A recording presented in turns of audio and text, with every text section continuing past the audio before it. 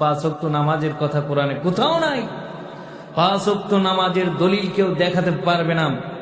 পাঁচ ওয়াক্ত নামাজের কথা কোরআনে আছে, কেউ এটা প্রমাণ করতে পাঁচ ওয়াক্ত নামাজের কথা বলে কোরআন হাদিসে কোথাও বলে খুঁজে পাওয়া যায় না।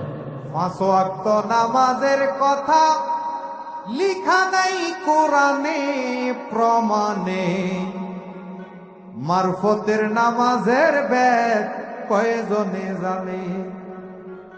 এই নীল আকাশের নিচে, এই জমিনের উপরে অন্তত পক্ষে আমি হাফেজ কারি মাওলানা সৈয়দ গোলাম মঈনুদ্দিন এর সামনে কোন মুফতি মুহাদ্দিস শাইখুল হাদিস পাঁচ ওয়াক্ত নামাজ কোরআনে আছে প্রমাণ করতে পারবে না।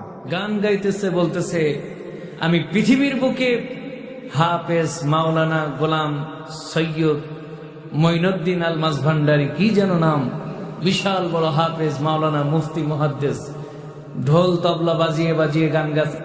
আকাশ ও জমিনের নিচে একমাত্র আমি গোলাম সৈয়দ মঈনুদ্দিন বলে দিলাম মাঝভান্ডারী যে নামাজের কথা আর কোথাও কেউ দেখাতে পারবে।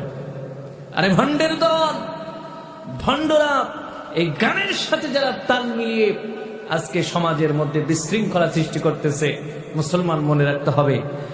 আবার আল্লাহ তাআলা বলতেছেন আউযু বিল্লাহি মিনাশ শাইতানির রাজীম বিসমিল্লাহির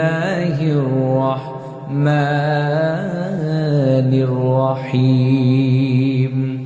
আল্লাহ তাআলা বলেন أقم الصلاة لدلوك الشمس إلى غسق الليل وقرآن الفجر إن قرآن الفجر كان مشهودا। জোরে বলুন আল্লাহু আকবার। আল্লাহ তাআলা বলতেছেন কোরআনের মধ্যে কোন সময় তোমরা কোন নামাজটি আদায় করবে?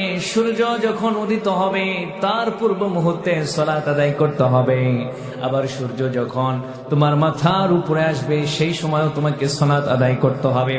আবারও যখন সূর্যটা মাথা বরাবর থেকে পশ্চিম দিকে ডুবে যাওয়ার জন্য যখন সূর্যটা আসবে তখনও তোমাকে সালাত আদায় করতে হবে।